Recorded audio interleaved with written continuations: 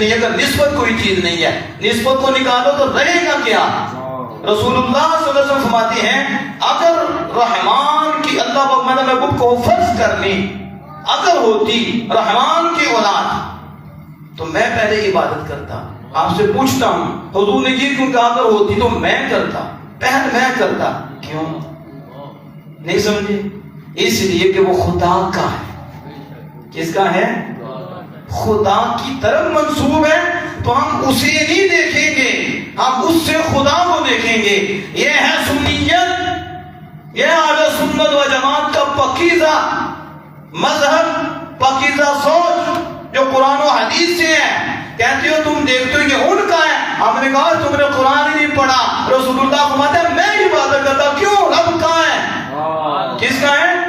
اب یہ نہیں وہاں کہ وہ یہ کرتا یہ کرتا یہ کرتا یہ کرتا, یہ وصف ہوتے یہ وصف ہوتے یہ وصف ہوتے پھر میں اس کی عبادت کرتا. نہیں, یہاں صرف اتنا ہے ایک کان اگر رحمانی ولد, اگر رب کا اولاد بیٹا ہوتا, رب کا ہوتا تو ہم رب کا دیکھ کے جھکتے.